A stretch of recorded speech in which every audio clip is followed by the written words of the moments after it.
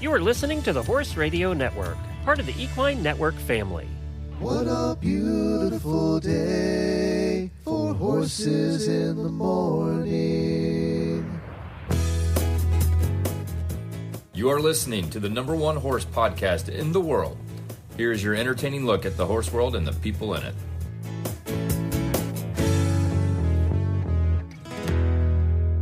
Well, good morning, everybody. I am Glenn the Geek from Ocala, Florida. And I'm Jamie Jennings in Norman, Oklahoma. You're listening to Horses in the Morning on the Horse Radio Network for Wednesday. It's October 1st already, you guys. Episode 3787. Good morning, horse people. Well, good morning, everybody. We have Christa Lafayette coming back, and Jamie's very excited about this. Oh, my God. she's going to tell me what Butters is. And she's the CEO of Etalon Diagnostics, and she ran Butters tests. And I'm going to find out some info about Butters. Did you cheat and look or not? No. I haven't looked? Okay. Nope, I haven't looked. All right. Then we have Melissa Priblo Chapman is going to join us. She's an author, and she rode her horse years ago across the country, and she did a book called Distant Skies, An American Journey on Horseback. It's also now available on audio. We have her on. Plus, do we have weird news? Yes, it keeps happening. All right. And then we're not going to do a post show today, partly because anytime Jamie and I go anywhere, we get sick. And you got sick. I think the amusement park and the airplanes and the germs. The concert packed with people. I am incredibly heavily medicated right now, so I do apologize for anything I say. Yeah, I didn't want to leave you alone again. Yeah, Monday so sucked. sad. I do not like doing shows by myself. That sucked. I need a co-host. I just can't do them by myself. Yeah. So I didn't want to leave you alone again. So I'm not firing on all cylinders, you guys. Sorry. It's all right. We still have a good show planned for you. And we want to thank everyone who posted a review and social media post yesterday for International Podcast Day. A ton of you did. Thank you so much for that.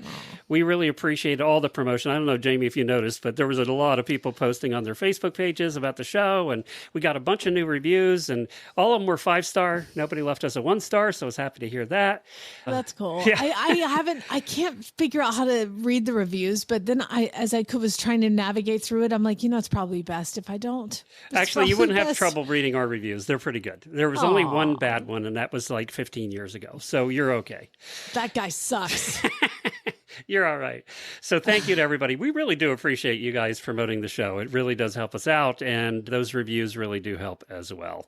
And, the potential sponsors look at that too, so it really does help us. And you auditors, you guys are great. I know a lot of you typed in as well, so we appreciate it. And y'all know, as long as we have sponsors, we can just keep doing this nonsense that we've been doing. So thanks for the help.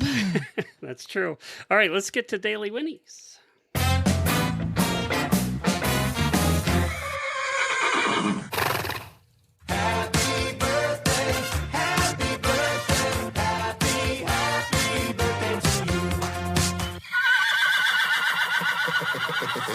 Well, we do have several birthdays, auditor birthdays. Cody Elise, Maggie McAllister, and Angela Mutz.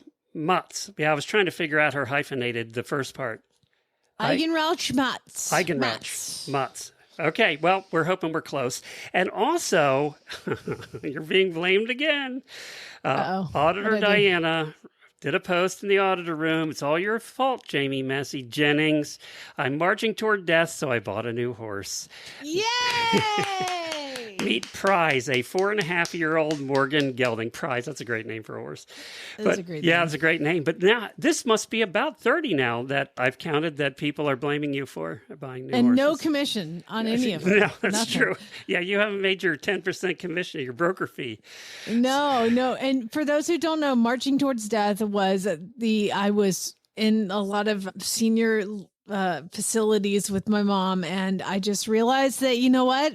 We're going to be here in 5 minutes, you guys. We're marching towards death by the damn horse, I or got the car, or the house, or the my whatever. husband bought a boat. I was like, fine, just get the boat. You did fight him on that boat all the way up until that point. Up until that point, because he said, well, my dad, he's getting to the age where there you I go. don't know how much longer he'll be able to climb in a boat. You. And I'm like, buy two. That's funny. He has figured out now after 15, 16 years. Yeah, well, we've been together 18, So he yeah. has finally figured out how to use your own words against you. That's okay. I manipulate him way more than he manipulates me. Come on. I'm winning that one. However, somehow I did get manipulated into going to a concert in Hershey, Pennsylvania. Now, let me just add to the manipulation. My son is a huge fan of this band. He loves this band called 21 Pilots. It's like a thing. It's a big thing in our house. It's always playing in our house. It makes me crazy because it's always playing. And my son manipulated me by saying, because the past 2 concerts they've gone to, it has been Chad and Lucas. Bye.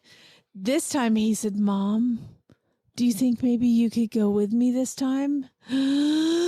I melted into like a puddle and I was like, oh my God, you want me to go? Like, talk about manipulation. I'm like, listen, dude, you're not sitting in the nosebleeds this time. We're making this stuff nice. Okay. So like, I was like, let's find a concert in the country that would be fun to go to. So I found one in Hershey, Pennsylvania. We made like a whole weekend around it. But we'll talk a little bit about it. But I got to do some great stuff. We went to Hershey Park and rode all the roller coasters and did all the chocolate stuff, Glenn, that you suggested. But these people at this concert. So my son Lucas dressed up as the lead singer. And I mean, there's like face paint involved and there's just like outfit, this whole thing. And I was like, oh my God, I pictured people he are would have gonna loved Kiss concerts. Well, you don't paint your face, you paint your neck, okay, and your hands, okay. It's like this whole thing. And they have these boots and the thing. And so we bought him all this because he wanted to be it for Halloween. So conveniently, we had all the clothes. So we decided to go and he gets dressed for the concert. And I'm like, oh my gosh, people are going to like make fun of him because he's dressed as the lead singer. Like, who does that? I've never been to this concert. We get there. And every single person is dressed as one of the guys in 21 Pilots or one of the creatures in the video or something or other. It is the craziest group of humans. They lined up at 8:00 in the morning to be in line for the pit that you have to stand in all day. We walked into the parking lot in the middle of the day and there were 1,000 people in the parking lot, everybody with the clothes on. But I will tell you, I'm from Atlanta and I've been to concerts. There's 1,000 people in a parking lot. That's the last place I want my child, around those people. Glenn, nobody was drinking. Nobody smelled like pot. This band doesn't cuss. And there's no swear words in any of their songs. It is like they promote mental health. They're like a super promoter of mental health. And they say like all these humans, kids to people in their 50s or 60s were in line for this band. And it's like a religion. And everybody is so nice, like super nice. Like we're just walking around. We don't have the bracelets. We're just like absorbing the environment. And people are like, hey, would you like some bracelets? I made some bracelets. And people are trading bracelets and giving each other gifts. And this mom, this lady walks up full goth outfit. And she's like, hey guys, I have some water and snacks. Would anybody like some water and snacks? And I'm like, where am I? These are the nicest people on the planet. And I'm like, I don't know anything about the band. So I start asking. And in 5 seconds, I have like a crowd of people around me educating me about where the paint goes regarding what your mental health issues are. And like, they're all super supportive of each other and everybody's super nice. And they were like, you guys don't have bracelets. And I'm like, we're just walking around. They're like, it's okay. No problem. I mean, in Atlanta, somebody would have punched you in the face for being in that line without having, the proper credentials or whatever. It was crazy. Everybody was so nice and so kind. The lead singer of pops up all around when the concert's going on. It was raining. Lucas had black paint. Like his paint was smearing everywhere. Everybody was wet. And this guy's running around the crowd.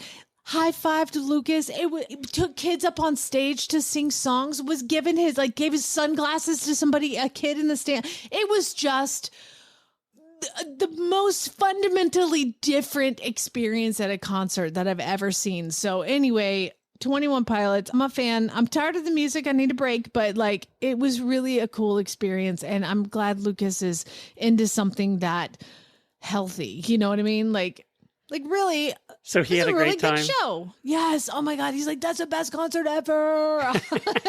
Was this indoor or outdoor? Because I know they have both stadiums. It was outside. Oh, wow. And like I said, it was raining, no lightning or anything like that. But I mean, it was coming. It was misting pretty heavily. Did he? Then you guys got to do the Hershey Park, which is an amusement park that's been there for 100 years. I mean, it's been there forever. We used to go there. That's the park we went to. We'd go a couple times a year as teenagers. That's the park we went to. But really? They have some really good roller coasters. Did they do all the roller coasters? Oh, they did everything. Yeah. They did. And they've made the roller coasters so high tech, and the roller coasters are actually built like on top of other roller coasters that are still active. So you're going through the red line and you see the green thing swoop down. It was absolutely crazy. High intensity rides. I don't do those things, but I was like, I want to ride one thing. So I found a roller coaster that I could ride. And I stand in line, and they didn't have enough. Like I was the last one in the line, and so Chad and Lucas just watched, and they're like, "We'll take video." And so it was me, and let's see, probably about 15 other 6-year-olds. And I got on this ride, Glenn. It was awesome. It was like the mouse super one? short. No, it was like a little coaster, but it was like a little tiny roller coaster for like 6-year-olds. And I'm like, Chad and I wouldn't even have fit in the seats. No, they were like, sorry, only one adult in each seat at a time. Like you can put an adult and a small child or just one adult. So I'm in this line and I'm like, oh, this is going to be fun because it actually doesn't just stop. It would be 5 seconds if they stop. So they let you go 3 times. So I'm like, first one, I'm like, woo!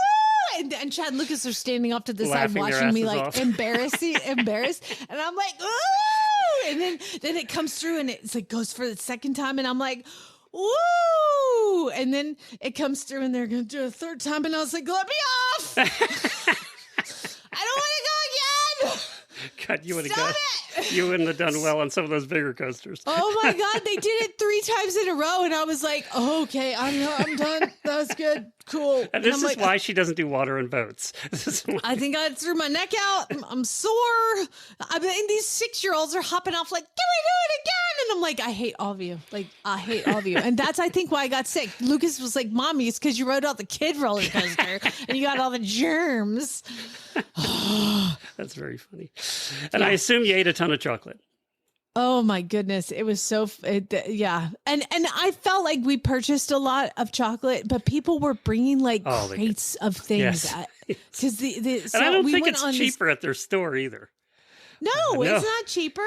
No. But it's just there. And I guess people in very large quantities. Well, we bought a bunch of chocolate, not thinking that the next day we're going to Hershey Park and we had to check out of our hotel. So basically I have a ton of chocolate bars that are just giant hard things of goo in the packaging because everything melted in the car. You know, they sell some very large items too. They sell the 5-pound Hershey bars, which are enormous, and then they sell the Hershey Kisses that are like 3 pounds. I mean, yeah, I saw those. They're huge. I really regret not buying the 3-foot long pack of Twizzlers. That'd be... I'd murder those in a movie. They'd be like, "Where's the package of Twizzlers?" I ate all of them. You could share it with the person 3 rows over. Yeah, like the spaghetti noodle with the dogs. Yep. Should have bought those. State Line TAC is back. If you're ready to maximize your savings, and listen up, the State Line TAC Rewards Program is your ticket to exclusive deals and discounts. Joining is absolutely free, and you'll earn points with every purchase. These points unlock member-only coupons, special promotions, and early access to the biggest sales they have going. Plus, you'll automatically be entered into the monthly prize drawings. Redeem your hard-earned points for discounts on everything State Line TAC offers: saddles, bridles, riding apparel, stable supplies, and more. don't miss out on these incredible savings. Visit statelinetac.com to sign up today and to start earning rewards. And also, our HRN coupon is back, 25% off any order of $49 or more. And please note that there's some products that are not eligible for additional discounts due to manufacturer restrictions. Just put them in your cart, put the discount code in, and it'll tell you which ones you get the discount on. So thank you to State Line Tac for doing that for our listeners. We really appreciate it. And now we're going to head off to Christa from Etalon Diagnostics to find out all about butters. Oh my gosh, I'm so excited to learn about this from our next guest. We've got Christa Lafayette from the CEO of Etalon Diagnostics. And it's not the first time that I've reached out to Christa to do like some sort of exciting reveal, because as you guys might know, I like to collect weird things and things I know nothing about. So Christa, thanks for joining us. Thanks for having me as a repeat offender. I really appreciate it. Oh my gosh! Well, the last she keeps time getting it was new horses, so I know it's all about content. Last time it was about getting some weird pony that I knew nothing about from some place in the middle of nowhere, Oklahoma. This time it was actually right down the street, and he is a nurse mare foal. I know who the mother is, but I don't know who the father is, and I don't really know anything about him other than he's like the cutest thing ever. Well, I think that the first thing you have to do, just personally, my personal opinion right now, is you have to stop leaning on the content crutch and recognize yourself as an addict. Everyone, this is Jamie. Hello, everybody. My name is Jamie. And I'm an addict. It is. I like to tell my husband it's for content. Okay, listen, Christa. We all have to manage our lives the way we're going to manage them. But I do. I call Christa and I'm like, "This is hi. why I like Christa coming back." I've got another one for you. She's like, "Oh God, what did you do now?" So Butters is a Palomino. He was born May 11th, and he is now here, and he is the sweetest, cutest thing in the world. But other than, I know his mom was a big Palomino quarter horse looking creature, I don't know anything about him. So, I mean, let fire away. I know what he is. So I don't know where you want to start, because there's all kinds of cool things about him. I mean, we can start with just like the basic color. You already know by looking at him that he's Palomino, right? So okay, that's pretty straightforward. That means he's a red base and he has one copy of cream, right? But he should also, if you look at him as he gets older, you might see some, like a vague stripe down his back and maybe some shadows on his muzzle and on his legs, upper legs, maybe on the shoulders, because he has a copy of non-done primitive markings, or ND1. So I don't know if you see that or not. Actually, he has some random spots. Mm-hmm. And they're darker than the rest of his coat. Yes. What I was wondering if that was just like a baby thing and going away, but it's a primitive gene. Well, it's tough to say. When they're babies, they change a lot. So we've been down this road before trying to explain this to folks. There's a region in the genome, the dun region, right? And we all know what a dun means. A dun means the coat's a little bit lighter and they have this prominent stripe down their back, and often leg barring, and sometimes a shadow on the face and on the shoulders. But there's a second variant in that same region, and for whatever reason, the scientists who found it called it ND1. And that stands for non-dun, which drives me bonkers because it's in the same region, in the same variant region. So it's actually, I don't know, I would have called it dun too, but it wasn't mine to call. So, and the other thing is that it's supposed to be, it's written in small lowercase letters, which means what? Recessive. That's right. So it should be recessive, but we're finding animals that have one copy often show it, especially if they're lighter. So if you've got like a buckskin or a Palomino, a really light bay, and they have one copy of ND1, even though it's supposed to be recessive, we often see it. Okay. Glenn, are you impressed that I knew I'm dominant just impressed that is you're capital? passing the quiz today. Okay. So yes, he's a Palomino, and he may grow up to have those spots, some barring, because I also have a dun here, and he's got all the barring and all the stripes and everything. So he's pretty cool looking. Okay. So let's go with what is he? Oh, come on now. Hold on. Oh, okay. I want to know what his dad is. There's some hints. So there are a couple of other hints in here as to what he is. He also has a copy of W35 and what we call EDX White 3. Now, EDX White 3 is a new genetic region that we found, and we actually found that in drafts. So that we've also found is pretty widespread. But W35 we've primarily found in quarter horses and paint horses. Now, it does exist elsewhere, but there's a little bit of a hint there. So he probably has white markings, yeah? Yes, he has 4 white socks and a blaze. Beautiful. Love that. And then he has something else. So in his health panel, he has one copy of Herda, right? So he's Herda/N, which does nothing to him, but it's typically found in cow horses, cutting horses. Oh, wow. Okay. Right. So everything in his individual variants right now is starting to point towards quarter horses, but you got to be careful because, definitely they could be more widespread than that. Then they're most likely in these quarter horses. Another thing that's interesting about him is his speed disposition or myostatin. Does our friend Butters, is he a chunky monkey on the back end? Does he have a booty? Oh. He's got a booty for days. He's got 2 copies of Sprint, which is the mutation, which is an insertion, which is what quarter horses have primarily. More than 95% of quarter horses are sprint type because they were bred to be fast, 0 to 60. So that just means fat butt. Big butt. Yeah. It means that they have a larger fat. musculature. We like muscle. big butts. Cannot lie. So, yes, he does. I mean, the first time I saw him at like 3 weeks old, I was like, dang, that's a booty right there. You'll find that there are quarter horses who have endurance type and some that have mixed, 1 copy of Sprint and 1 copy of endurance. The animals that are endurance type are less common in the quarter horses, and they tend to be a little less of a big booty, a little more refined, a little leggier, less compact, more thoroughbredy, right? So, but that's not the majority. The majority is what you have here. And then I'm just curious before we move on, is he a bit of a rascal? Maybe kind of clever, kind of picking things apart, getting up in your business? Not yet. I mean, he's only like 5 months old, so he's still very, very young. But I will say he has learned the kind of routine here very, very well. And he very quickly learned how to lead. My farrier was shocked at how quick he learned to have his feet trimmed. Like everything is, right? He's very focused, very smart, and just super quiet, like really gentle to the point where I'm like, oh my God, you're sick. Like something's wrong with you because you're too sweet and quiet. He's probably pretty well bred, even if you don't know who the parents are. And the temperament he's got is a mix of curious and vigilance, which people tend to describe as clever. And what you're describing with the way he's quick to learn, focused, that stands to reason.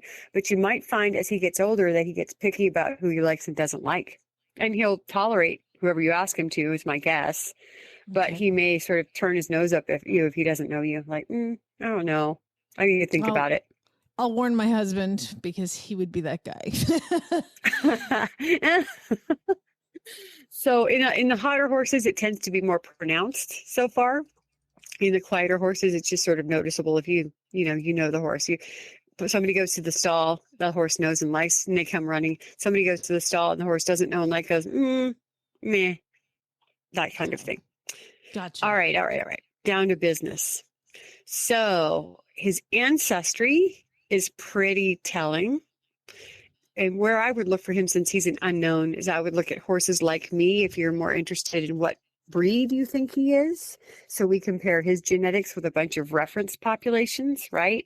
We take groups of horses that are reported to be, standardbreds and thoroughbreds and quarter horses and Arabians and so on and so forth. And we will compare your horse's genetic content to those horses. And in this case, your top 5, I'm not so concerned about who they are. I look at the numbers and how closely your horse matches to them. And your number 1 match is a 78% similar, which is fairly high.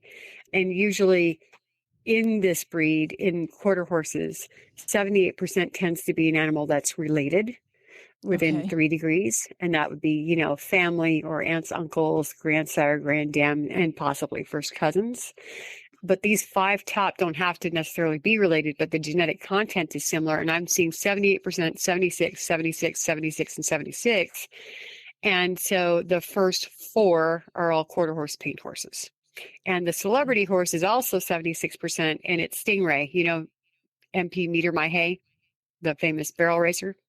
I would love to say I do, but I don't know any of the barrel racing lines. Wait, do you think he's related to a famous horse, a famous barrel racer? No, he's genetically similar, not super high. He's 76%, which is reasonably high. But if I were expecting him to be a well-bred barrel racer, I would expect that number to be around 78%. So we know that they're both quarter horses, and we know that they're both more cow horse bred, which reigns true with what we're seeing in his genetic variants. Jamie recently had an experience doing some cow work, and she loved it. So there you go, Jamie. You got your horse. I mean, I feel like I've got the perfect horse for me. This is great. I definitely think this is a cow horse. I mean, all the indications are there. So you never know until you get on them. Right. But a lot of the profiling that we're doing that indicates their discipline rings true with this one. So a lot stronger than many of them that we see. And then there are the horses Find My Herd. And there were 3 matches. These are animals that are directly related to your horse. Okay. And they're all quarter horses and paint horses. And let's see if we have disciplines. This one's a private account. Only I can check it unless you message them. You can message them and they might be able to answer you. Let me see if they said what the discipline was on this one. Give me a second. So just so you know, I'll give you a little backstory. The way that they do the nurse mares is they didn't want to breed nurse mare foals that would have no value. So what they worked out at this breeding facility is that they will take excess collections from other breeding farms around Oklahoma. Like part of the deal is they have to donate semen. And so they just put really, really expensive cow horse or horse semen into the mares that they have for nurse mares. And so they've got like a dozen nurse mares. And so they collect extra semen. So what they didn't want to do is have some like teaser pony that's, Hackney Appaloosa and breed it to these mares. They wanted to get valuable horses that would actually be good performers later in life and have a good chance at a good life. So I know he is from some stallion in Oklahoma. I did ask, I'm like, do you guys like use gypsy vanners or anything, halfling or anything weird that would mix, with their quarter horse? And they, because I know the mare's a quarter horse, and they said that they use, it would either be at the quarter horse farms around or warm blood farms around or any of these other like that makes sense then. Fancy thing. Yeah. And so I've been like researching all of the local farms around here, like Oklahoma Stud, like which would match with him. But unfortunately he looks just like his mom. So I'm like, I can't tell which stallion it is. So this is all great information. Okay. So he's the good thing is this will keep going, right? This will keep going because if other people are testing their horses, we may be able to figure out who his parents are, right? And he might be able to go back and get registered if he wanted to do that. Because you've got 2 animals that are identified and a third that's a private account, you might be able to do a little bit of forensic homework with those folks and figure out who his daddy is. So you said that first one is 78% similar. And what is the job of that horse? Does it say what those horses do? So sometimes people report the discipline and other times they don't. If it doesn't, when you check the profile, if it doesn't say anything, you can message the owner of that horse. You'll see a little icon there. So there's one that's the highest match that you have. That's a 78%. You'll see a little envelope there. And I would encourage you to click that envelope and say, hey, this is Crazy Jamie from Horses in the Morning. And I have a mystery foal that's closely related to yours. Can we talk? Oh, wow. Okay, cool. Cool. I'll do that. And then they can choose whether or not to respond to you. So you can't see their contact information, but they can see yours if you allow it. And then they can choose whether or not they want to talk to you about their horse. Well, you know, maybe that's I a won't good lead thing, with Jamie. crazy, crazy Jamie. Yeah. She's already got a cease and desist letter from a certain actor in Australia. So, you know. Which one is it? Is it Nicole Kidman or is it? It's the man from Snowy River, but he doesn't the even man from grace Snowy me. River? I have been stalking him for years, and I don't even get the pleasure of a cease and desist. I just get ignored. Okay, which is probably worse. It's worse. Well, okay. See, that's really interesting because I would have thought it would be Russell Crowe. I could see you stalking Maximus. Yeah, well, I mean, I go deeper than that. I'm back to my childhood with Jim Craig. Okay, back to Butters, Glenn. Stop derailing us. Okay. Is there any genetic information that I should know? Because I know you guys also do. I mean, besides the color panel and the parentage and everything like that, you also have a kind of deep dive into personality and health things that might happen. I remember the last one that we did had a gene to make him just one copy of a gene that made him 4 inches shorter than his brothers, you know, like certain things like that. And then you looked at his eyes and told me whether his eyes were at risk for anything. What do you know about Butters and his future? Tell me the future. So let's see. So if you were planning on making him into a super stud star, stop you and just tell you he will be gelded as soon as he's physically let him able. Dream. Let him have the fantasy for a minute. Dream. Yeah, let him have it. And his genomic inbreeding value is right in there for quarter horses. It's 5%, which is slightly on the lower side. So that's good. That means he's not super inbred. But you'd want to keep in mind again that he is a carrier for HERDA, hereditary equine dermal asthenia, right? And I think it's regional dermal asthenia, actually. I forget the R sometimes. And what that does is if you inherit 2 copies of that, it causes the skin to kind of come apart as a collagen disorder. And so you don't want to breed HERDA horses. 1 copy is said to have no effect. There's not really any clinical proof out there that 1 copy causes any problems. In fact, there's kind of some arguments that it causes an increase in earlier performance. And the theory is that because there's increased joint flexibility, that these animals don't get hurt as easily, which is oftentimes where you'll see a large number of HERDA carriers in certain disciplines where the top sires were HERDA carriers. And they don't know if that's popular sire effect, meaning everybody bred to them, and so that variant is everywhere, or if it's because the animals that were bred that carry HERDA tend to rise a little bit quicker to the top. Wow, I'd never heard of HERDA. That's interesting. Yeah, it's very, very prominent. It's all over the cow horse lines. Okay, well, clearly I'm new to this world. Okay, so a carrier for HERDA, so I can't breed him to a HERDA positive mare. Okay, good to know. That's so right. Do one not more do vote that. for castration. He's not going to like this conversation, I can tell you. That's okay. He can take it. Okay, what else does he have? Let's see here. So he has some increased risk to West Nile virus. That's important because, as you may or may not know, that is on the rise right now. There's been a bit of a spike in West Nile virus. Cases have gone up into the hundreds in a couple of weeks. And so it's really important because he's a little bit more susceptible to keep him vaccinated. Because if he contracts West Nile virus, he is more likely to have more moderate increased symptom severity than his non-variant carrying friends. Wow, So he'll get a little bit sicker and need a little bit more TLC if he does contract West Nile virus. So keep that in mind in case you suspect it or he's exposed to West Nile virus.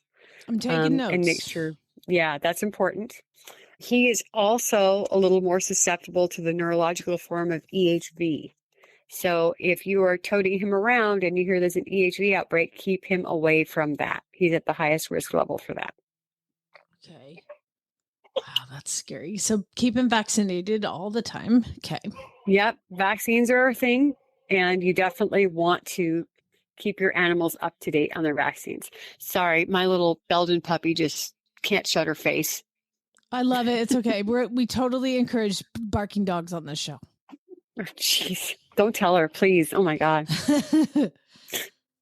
Okay. More acceptable to West Nile, more acceptable to EHV. Anything else I should be aware of? Those are the two that I would focus on right now, because those are things that are going on in the world, and they're things that are preventable by us, by exposure and vaccination. So another thing you might think about, he's got slight increased susceptibility to equine recurrent uveitis. And so that's eye infection trigger, right? Okay. And if, let's say, you figure out there are possums in your barn and people are getting leptospirosis, make sure your vet knows if your horse contracts leptospirosis to watch those eyes and really take care, because he will be a little bit more susceptible to eye problems. Oh my gosh, I didn't know lepto. We vaccinate dogs for lepto. I don't think we vaccinate horses. Is that something we should add to his vaccination list? I don't know. You have to ask the vet. Yep. I don't know about that. And personally, lepto for dogs can be a little risky. Some dogs react to that vaccine. So you have to be careful with that and discuss it with your vet.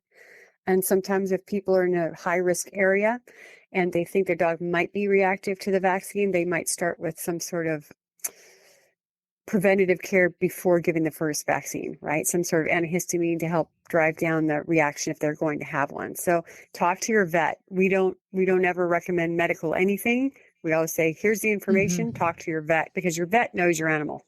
Well, I guess we are running thin on time. Glenn is being mean and making me keep this to a reasonable amount of time. Christa, this is amazing. And I do know that you guys emailed me this profile with all of this information. I didn't look at it because I didn't want to spoil the surprise of the reveal of Butters.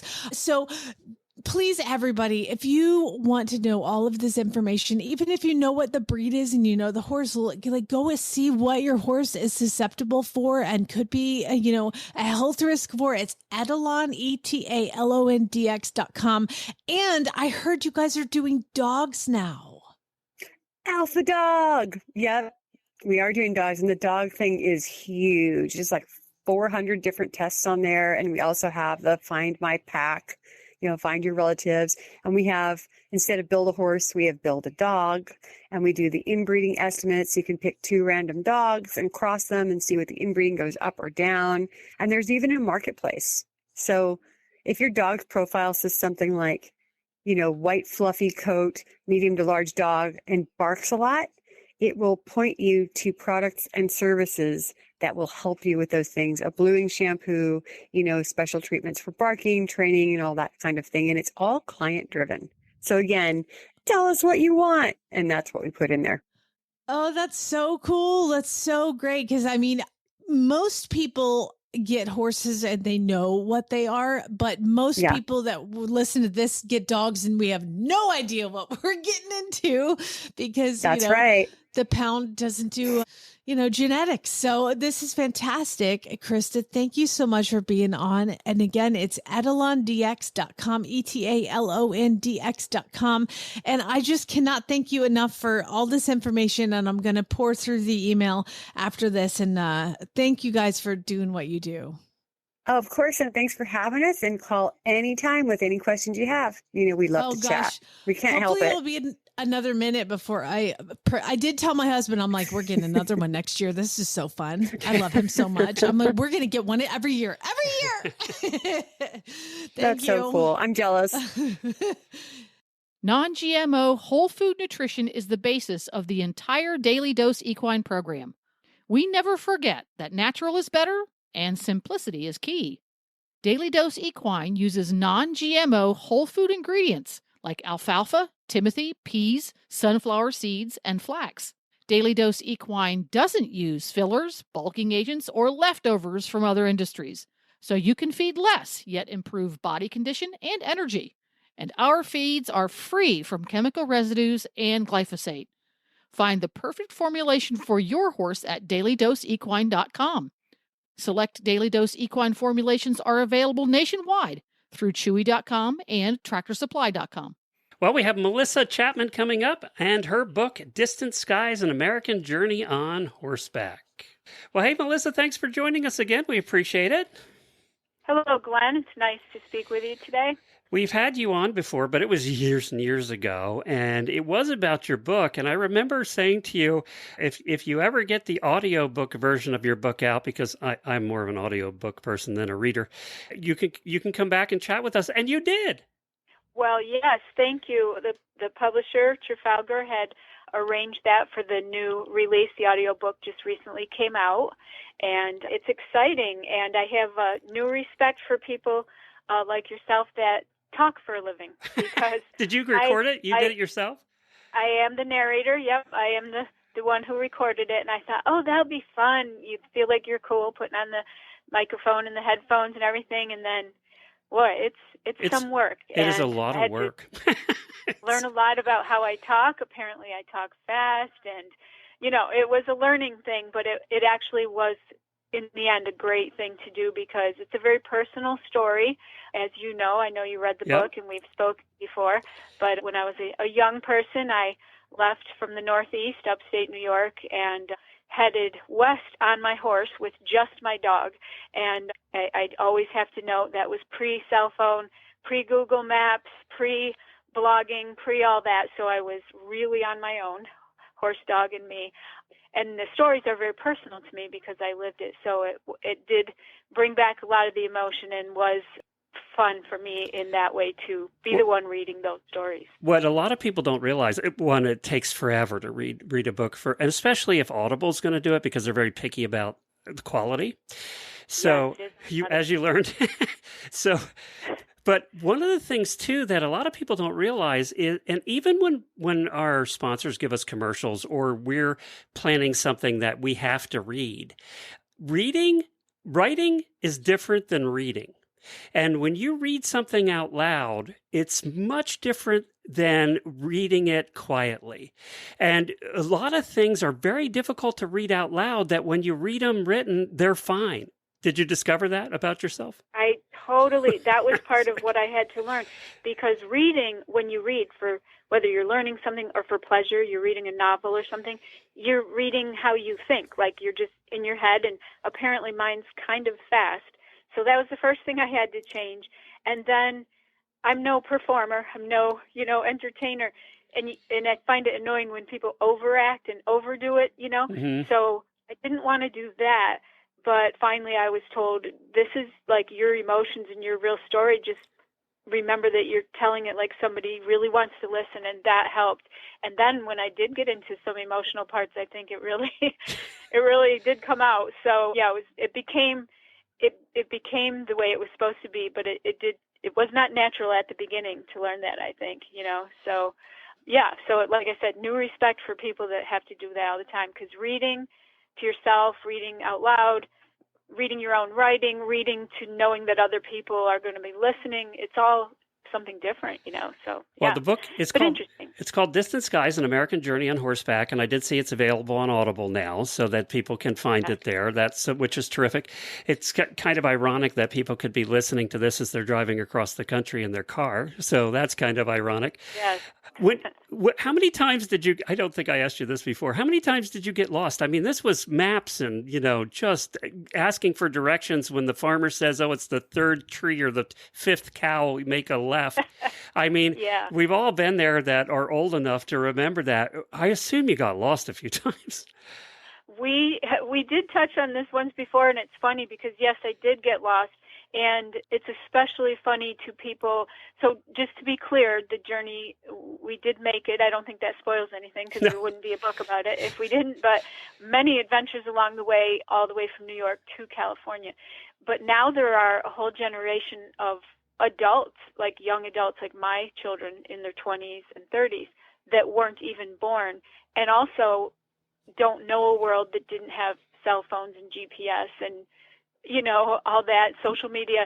And it's shocking to people of that age that my entire dependence was on folded up maps and people that couldn't call me, but would drive by and say, "Oh, I saw her on the news. We should stop and see if they need anything," that type of thing. And maybe no one would drive by. Maybe there was no one around. And I think one of the strangest things that, when people ask about it, I say that there were times that, I was camping or in more remote areas that literally not a person in the world knew where we were. And nowadays that's so rare. Oh, that would never happen nowadays. You track people, you can, do all that stuff. And, there were times just laying there where you just listen to coyotes howl and your horse is tied outside and you just think not a living soul has any idea where I've been for the last, might not know for a few days till we get somewhere with a phone or a ranch or something, so very different times. Still, modern day, like I always tie it back in, and I had a little transistor radio, if you can think of that term that you probably haven't heard in a long time. And like I say, some things, it wasn't ancient history. People didn't still travel by horseback. It was rare, and it did attract a lot of attention. But I had this little radio, and I would listen to, George Strait was a new young guy, and Bruce Springsteen was already around. And, so I listened to that stuff. So it kind of ties it in with things people are still aware of and still do. So it was modern day and a lot of speeding cars. We stayed away from busy roads, but a lot of changes since that time too. And yes, completely dependent on maps. And well, speaking of changes, people's attitude towards strangers have changed too. Back then, did you find, I know you did, you found people were welcoming and things. I think if you made the trip today, there would just be more apprehension, right, about you showing up at their doorstep? I don't think I can 100% agree with that. Okay. And I'm basing that on not just, a rosy-eyed view of the world, because I was treated that way. But I would have thought that myself, except that this trip and then having the book come out so many years later in a different time was actually kind of a neat experience, because I hear from so many people now, because of course they can look me up if they like the book and message me and that type of thing. And I hear from people, and I did have a couple experiences. So I was in the 80s and I was a young girl, and I do sometimes also have people say, well, everybody helps young girls, of course you're not threatening and everything. But I had a gentleman interview me, and he said, oh, I'll tell you about my crazy thing at the end, and he said he was 22 and bought a motorcycle that he did not know how to ride and taught himself. And about 2 weeks later, to his parents' joy, I'm sure, he took off across the country. And so this was in the 90s. And he said, I, of course, crashed the bike in Colorado on a mountain road. And he said the first pickup truck that came by was some cowboy, and he helped me lift up the bike and took me home, and his wife fed me, that type of thing. So that was the 90s. And then I spoke to another woman, and she was older than I was when she started out, and this was in the 2000s. And different type of trip, not the exact same thing, but interestingly similar stories. And that was kind of heartening, like encouraging to me to hear that, because so we've got the 80s, the 90s, the 2000s, and I do hear that, like, oh, people aren't like that anymore. So I think one of the things that's nice about having this audiobook and this book come out now is that, we have been through some contentious times as a country, and things like people that need help and people that see that and reach out win over church or politics or whatever your beliefs are. I think there's still a lot of people that see someone that needs help, or a horse even that needs help, and they do it. And I found that encouraging to talk to other people that did it, similar things more recently, and learning that. So, yeah, there is a lot different, but I think some of our human nature, hopefully we can believe, is mostly good. One other question before I let you go is there a story that sticks with you from the time going across the country? One of those stories that's never going to leave you? There's a good handful of them, and that's why it kept nagging at me to write a book. One of the neat things about the audiobook, if people have already read Distant Skies, is we added 10 new stories. Oh, wow. Because, I think at the beginning of the book, I had one of those, just a line, and it said every road is a story. And when you sort of put yourself out there and go out on a limb and live a different lifestyle with a horse and a dog, every day there's something. And it was so hard to pull stories out to make a viable, marketable book, And so one of the neat things was people had reached out to me when they heard me talk about that and say, is there any way I can get some of your other stories, and that's a great compliment, you know. So we picked out a few, and I think because this podcast is for horse people, I would like to mention a story that's not in the original book. Okay. And that is that everybody knows I had a dog, and eventually we added a mule in Kansas. That's right. So we had quite the little caravan, and it's a shout out really. If you had a pig, horse. you could have had green acres going across the country. Well, we were riding through a very rural area in the Midwest and heard a meow. And I stopped, and there was no houses around, and we were out in the middle of nowhere. Anyway, Rainey, who is my horse, bless his heart, I got off, and there was a little, just past newborn, eyes open and walking a little, but very fragile kitten. And he ended up riding with us for a while. So, unknown to book readers, there was a time that it was a horse, a dog, a mule, and a cat. And it tells in the story what happened to him and everything. But I thought, boy, it's going to get harder and harder for people to take us in because we can't keep adding animals here. You know what I mean? So we did find him a home. It was not practical for him to cross country with Rainey, bless his heart, this amazing quarter horse, carrying me, our packs, our tent, our food, a dog, and then a cat, So, yeah, but that comes to mind because I think it speaks to when you have a good horse, you have a good horse, That's true.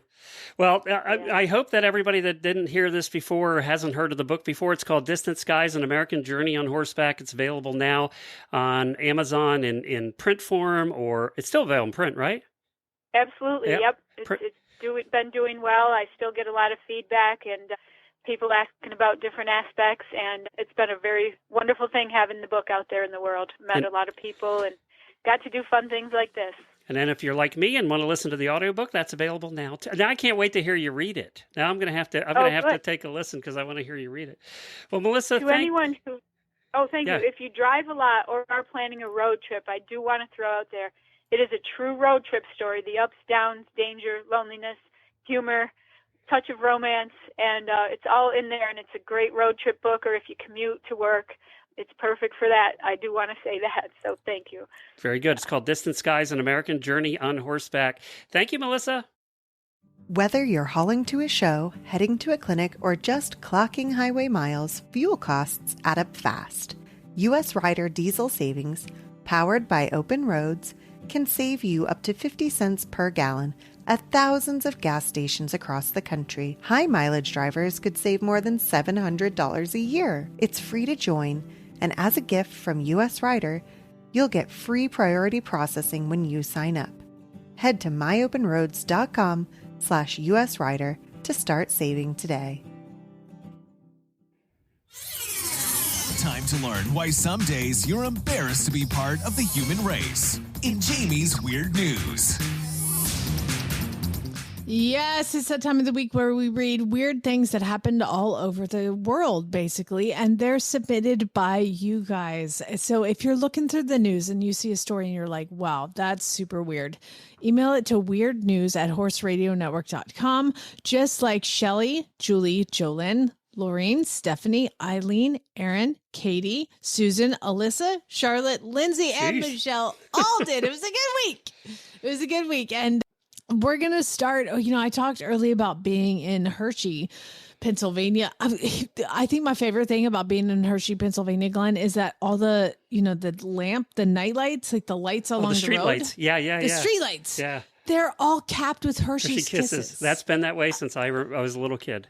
Oh my gosh, seriously, it was really cute. And we ate and the food was really good. Everything was good. And we bought a lot of chocolate. However, do you remember, I think it was a year ago, that Hershey was sued by a bunch of customers, and they sued Hershey claiming that the Reese's Halloween candies that they purchased, they've got the Halloween candies, which is like the pumpkins the bats. Well, on the outside of the packaging, it has the picture of the pumpkin, and it's got little eyes carved out and the mouth carved out, and the bat has like bat teeth and, eyes on it. Well, when you open the container, those carvings actually aren't on the candy. It's just chocolate covered. And consumers sued Hershey, claiming that their Reese's Halloween candies they purchased did not have the carved pumpkin faces, ghost eyes, or bat details that had on the packaging. We all need to get And a they life. said these blank candies are deceptive practice. Well, they sued them. They sued Hershey, and they went to court. And just this past week, I didn't even know about it while I was in Hershey, the ruling came down, and the lawsuit was dismissed. U.S. District Judge Melissa Damian dismissed the lawsuit, finding the way a product should look is subjective and that the customers had shown no any economic harm or loss of value. Well, I agree with the economic harm and loss of value. However, does that set a precedent for whatever's on the cover doesn't even have to remotely look like what's inside? I don't know. Maybe this is going to, hey, in 2025, Hershey's ruling with the Halloween candy. I don't know. People probably, tag it forever. But they said that Hershey's stance was the product is not defective and it does meet taste and flavor expectations. And you did not pay a premium for detailed carvings that were not on the candy. Oh my gosh. Win for Hershey's. We won't see much Halloween candy from them this year. Oh, man. All right. Well, we're going to head to Lubbock, Texas. This one everybody sent me. And I actually found this one myself. And I was like, oh, my gosh, I can't believe nobody sent me this one yet. And then, boom, 20 people sent it to me. So this is in Lubbock, Texas. Did you hear about the officers, they're police officers, and they were mounted patrol units. And this is in Lubbock, and they're riding down the road, and they have body cameras on, which is fantastic. So they're riding down the road, and they saw this man walking down the street who looked kind of messed up, and he was acting suspicious. And they were like, I bet he has drugs. So they ride up. The body camera shows them riding up to him. And they said, excuse me, are you okay? And he's like, I'm fine. Everything's fine. And the officer says, can we check your pockets for drugs? And he was like, I don't have any drugs. I don't have any drugs. And then the officer, William Trotter, made a joke. Okay, his name is Trotter, and he's a mounted police officer. Yeah, isn't that fantastic? He said, I was just going to make a joke and break some tension. Like, it seemed like things were kind of stiff for a second. So what he says to the perpetrator is he's like, hey, I don't have to search your pockets. I have a narcotic sniffing horse as a joke. He's like, I have a drug sniffing horse, not a drug sniffing dog. That's when the man took off. Took off running. He's like, oh my God. Of course the guy was joking because horses, they haven't trained them yet for that. He said he took off down the alley. We thought he was joking, but he kept running. And then he took it so seriously and the chase was on. And so the video shows the officers galloping up to the man. They caught up to him in like 2 seconds. He was later identified as 42-year-old Joseph Ramirez. And guess what? He had drugs. No kidding. There you go. That's a good line. The officer's going to use that again. That won't be the last time he uses that one. Yeah, that was pretty good. All right, so somebody sent me this news story. Remember, I don't reveal who sends me what because it's none of your business. But this person sent me a mugshot, and I'm going to try to describe the mugshot. It's almost a guy that looks like an Oompa Loompa. Like, and by the way, this is Florida, Glenn. Okay. In case you were wondering. And it says Florida man. And the guy looks like so sunburned. And he's got very bushy eyebrows and some sort of goatee thing that are blonde. And he's got red hair, like blondish red hair. And he's on there. beet red. He looks like an Oompa Loompa. And so the article said, this is from CBS News on their Facebook page, Florida man, 37, arrested for kidnapping 27 people and forcing them to play Yahtzee for 36 hours straight. Now, person that sent me this said, I don't have any other information than this, that this CBS posted on their Facebook page, Florida man arrested for kidnapping all these people and making them play Yahtzee for 37 hours. And I was like, well, as the journalist that I am, I decided to fact check. So I went on Google and I went to the AI thing and I'm like, hey, tell me about this guy who kidnapped people to play Yahtzee. And so he came back, whatever, whoever it is, came back and said, while the kidnapping story is false, there have been actual crimes involving the game of Yahtzee in Florida. I don't play Yahtzee, but apparently it makes people very aggressive. Yeah, I'm not good at English, so playing Yahtzee was never good for me. In September of 2011, a man in Florida allegedly choked his wife during an argument that broke out over a game of Yahtzee. It was a word. It wasn't a word. It was a word. It wasn't a word. An opinion column in 2021 referenced a different case in which one man killed another one over a Yahtzee game in Florida. God, Yahtzee's dangerous.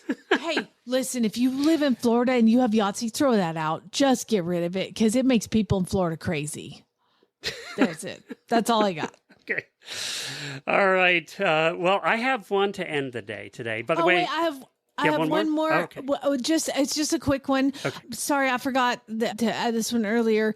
Cow got loose at Walmart, and I don't know where this is, but I'm assuming in the Walmart parking lot. Okay. There's the cow. I was going to say, they usually don't sell them whole. No, they don't. So it's in the Walmart parking lot. And so I don't know where it is because it was on an Animal Life Facebook page. And there's pictures. It says, today, a cow got loose at the Walmart just 5 minutes from her house. They were calling around trying to find the owner. What they did was they took all the carts and they made like a corral of carts, like shopping buggies, and circled the cow with the shopping buggies. And this cow is like, what is happening? It's like a Jersey milk cow. It's like, doesn't want to be there anyway. So they said they were calling around trying to find the owner when this woman shows up on a horse. And it's like a dun looking horse with a baby in a Bjorn strapped to her chest. Oh my God. She walks over bareback with a baby on her chest. This has got to be Texas. This has got to be Texas. She ropes the Jersey cow casually and led it home like it was nothing. They said it was straight out of a Western movie aside from the Walmart. I still can't decide if I should be horrified or if I want to be her best friend. I'm like, yeah. There's a tough chick right there. That's awesome. That's the epitome of cowgirl. Strap the baby on and go catch the cow at the Walmart. Gotta catch the cow down at the Walmart. So and she didn't make a big fuss about it. She just did it. She just did it. Yeah. All right, I'm going to AI that while it was see where that is. You know, they did a poll. So this is a somewhat happier story about a more, well, I'm not sure actually, but it's a Florida story. And they had a poll. And they wanted to crown the most famous Floridian. We've had lots of Floridians that have been famous for good things and bad things. And they wanted to do a poll to see who would win as the most famous Floridian ever. Any idea? I have no idea. I am not surprised to say that it's Jimmy Buffett. Jimmy Buffett won the most famous Floridian ever. That didn't surprise me. He's got Margaritavilles all over Florida. He just was well known here in Florida and everywhere else for that matter. But yep, so Jimmy Buffett won. My brother was a bartender at Margaritaville in Key West. Oh my God, he was at the icon of Margaritavilles. Oh yeah, he said Jimmy Buffett just pop in, hop on stage, sing a couple songs. He was like great dude, and then would walk out with a waitress on his arm, I guess. Yeah, I'm sure. I choose you. Okay, more. Did you have more on that? Nope, one? that was it. Okay, so the cow did get loose in a Walmart parking lot. Texas. In Texas. It's like the other Florida, Texas. Texas is the other Florida. Onlookers described the event as an, quote, epic Western moment and were impressed by the woman's skills. I bet they were. And that baby's growing up to be a cowboy. That's what that baby's growing up to be. Already awesome. Good at roping. That's it for today. Thank you, everybody. Thank you for plowing through there. Jamie, your voice is getting worse as we're going. My head is getting I'm glad heavier. that you joined us this morning, and we'll forgive the post show. And we'll do one on Friday if Jamie's voice allows. Oh my gosh. And I'm so busy this week getting all of the horses. I have 4 race horses from Horse and Hound here. I got to do your clinic next week. Yes, clinic starts next week, and I've got there's horses coming out of my ears, and I don't know what to do with all of them, and because I have so many students coming, I'm trying to clean everything and get everything ready and everything, and I feel know like who's crap. going to be drugged heavily this week. I mean, for real. I was like, better I get it now than next week, so it'll be gone by next week. That's true. You are right about that. All right, everybody. Thanks. Be safe. All right, everybody. And Don't don't go neuter, anywhere. don't. We get sick when we go places. No, I can't travel.